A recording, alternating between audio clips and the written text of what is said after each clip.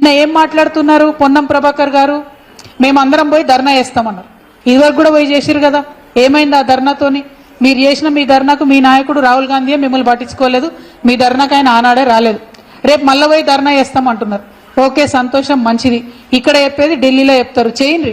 కానీ ఎంత అవహేళనగా మాట్లాడుతూ ఉన్నారు ఇవాళ పొన్నం ప్రభాకర్ గారు అంటే, మేము పోయి ధర్నా చేస్తాం, అందరు బీసీలు రావాలి, అందరు ఎమ్మెల్యేలు రావాలి, అందరు ఎంపీలు రావాలి అంటే ఏంది ఇది? మేము సత్రంలో భోజనం పెడుతున్నాం, మీరు అందరు రావాలి అన్నట్టు ఏం మాటలు ఇవి?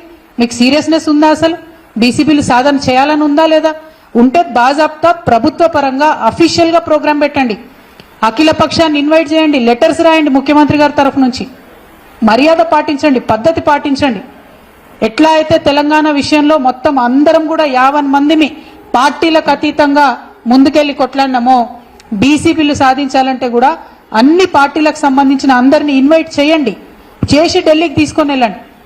ఏకపక్షంగా మీరు ఎటుపడితట్టు మాట్లాడతాం, మీరు రావాలి, అందరు రావాలి అంటే ఇది అవతలి వాళ్ళ మీద నెపం నెట్టేటటువంటి ప్రయత్నం తప్పితే సీరియస్నెస్, చిత్తశుద్ధి కనపడతలేదు. కాంగ్రెస్ పార్టీ ఢిల్లీలో తలపెట్టినటువంటి ధర్నా ఏదైతే ఉందో కేవలం బీహార్ ఎన్నికల కోసం చేస్తున్నటువంటి డ్రామా, అంత తప్పితే బీసీల మీద చిత్తశుద్ధి లేదు. మీకు చిత్తశుద్ధి ఉంటే, ధైర్యం ఉంటే కేసు ఎందుకు వేస్తలేరు? రాష్ట్రపతి గారి మీద ఇమీడియట్ గా కేసు వేయండి, సుప్రీంకోర్టులో ప్రెసిడెన్స్ ఉంది, తక్షణమే ఆర్డర్ వస్తుంది.